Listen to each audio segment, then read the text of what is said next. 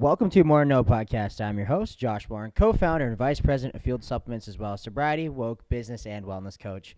Mor-In The Know delivers an array of content based on marketing, health and fitness, personal branding, addiction, and often goes down the rabbit hole of conspiracy, politics, and the truth. If you seek to better understand the inner workings of human performance, business, consciousness, and humanity, you have come to the right place. Thank you for tuning in and tagging along. Let's get today's podcast started. What's up, everyone? Welcome to episode number 41 of Mor-In The Know podcast. I am going to start today with a little letter to all of my ex-girlfriends. So all my ex-girlfriends out here, out in the world, this is for you. Dear ex-girlfriends, I hate your stinking guts. You make me vomit. You're scum between my toes. Love, Josh.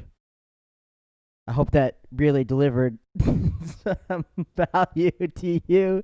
Oh, man. And that's what today's podcast is going to be about. The scum between my toes, those who make me vomit, and those who I hate their stinking guts. I'm just kidding. I'm absolutely kidding. Today's podcast is going to be about my ex-girlfriends and a message to my ex-girlfriends, but it's not going to be that exact message. I thought that would be a great way to open it up, and hopefully you guys got a good laugh out of it, because I did, because maybe you're saying that about some of your exes, and maybe some of your exes are scum between your toes, and maybe you have a little hate to them, a little hate for them, a little anger, a little resentment. You got a little edge, and you see him and you're like, fuck him or fuck her, F that B or fuck that D, whatever.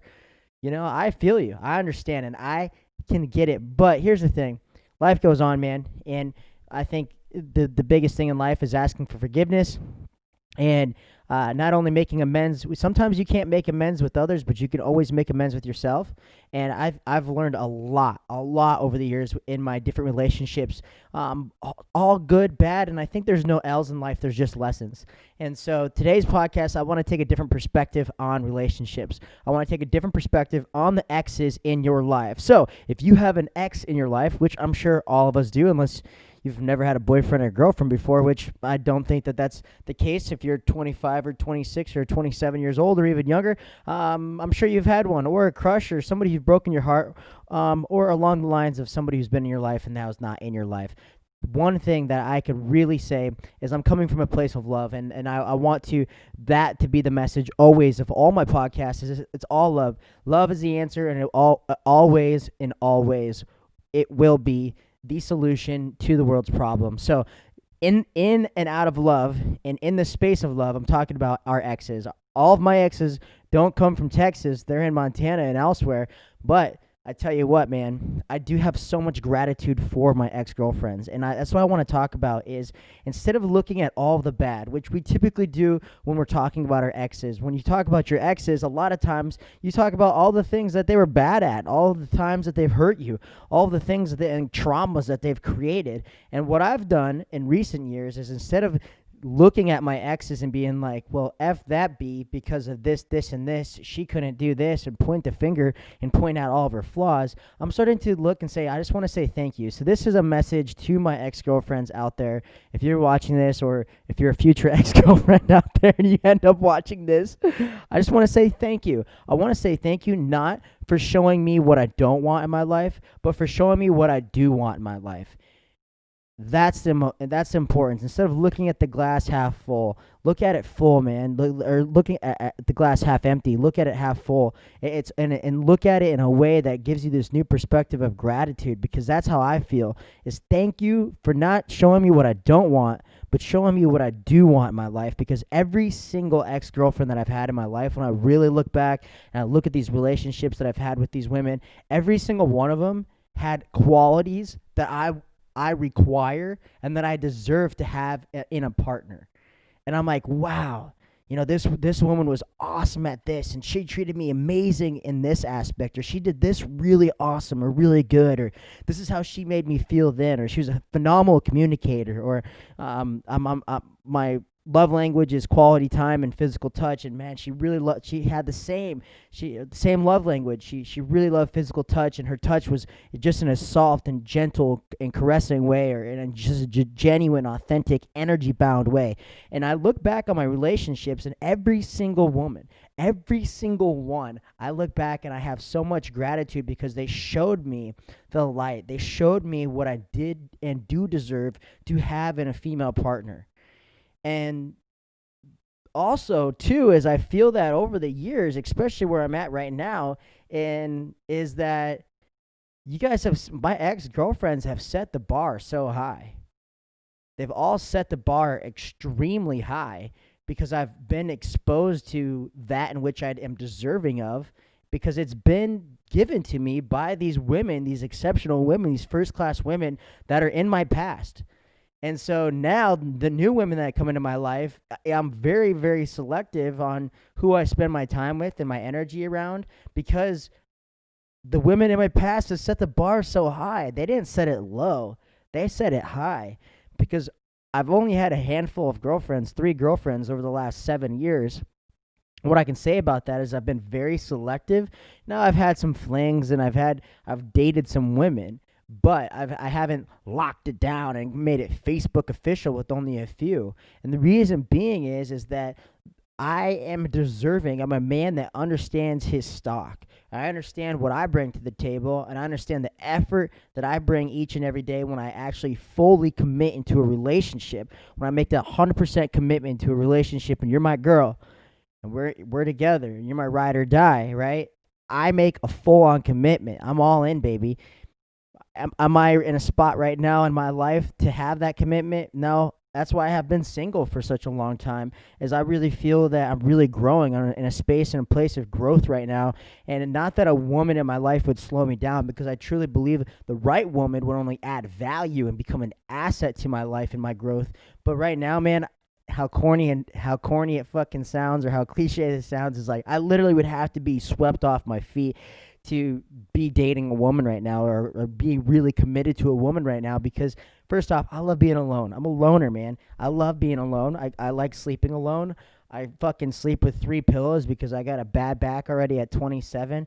I like my space. I like my autonomous life. I'm very independent, and right now is just not the time. But when I look back and as I move forward in my life, when I do introduce other women into my life, it's not that I compare. Now, that's the last thing, is I don't compare the new women to my old relationships, because each relationship that you have with a person is going to be unique. And even though I've loved a few women in my life, is that not all love is going to be the same. So you can't compare love. You can't be like, well, I love so and so more, or so and so less, or it was not, because all relationships are very unique. They're very unique. And each relationship brings something new to the table, something exciting, new challenges, new lessons, new things about yourself. It peels back the onion layers one at a time. And each relationship that you're in, an interaction and connection that you have for somebody, and love that you have for someone, is going to be different. It's not always going to be the same. So that's one thing I've definitely ran into is and if you're somebody who looks at somebody's exes, and that I only preface this with saying that I only have love, and the girls in my past have set the bar so high, and not to scare away the girls in my future, but also know that I'm not lowering my stock. And it's not lowering my stock because I'm comparing you to the girls in my past. I'm not lowering my stock because I've been shown what I deserve. I've received what I've deserved, and I'm not settling for any less than that. And that should be you. I'm not, when I get into a relationship with a female, I'm not comparing myself to the other men in her life. That's the ego talking. The ego wants comparison and competitiveness. What I want to do is I want to bring a whole package into her life, into my partner's life, that she's going to benefit from, that I'm going to be of value to her. I'm going to be an asset to her. And when I commit to her, she's going to get all of me, not just part of me, all of me. And not that it's comparison to the men that have been in her life, but it's just who I am now, because I hope she's got stock and standard. Otherwise, I shouldn't be in her life. And it goes both ways. And so getting into a relationship with a man, you shouldn't compare yourself to their ex and be like, oh my God, she's so much more beautiful, or she's so much more this, or he talked about this. And I rarely talk about my exes except for this, because they don't live in Texas, they live in Montana.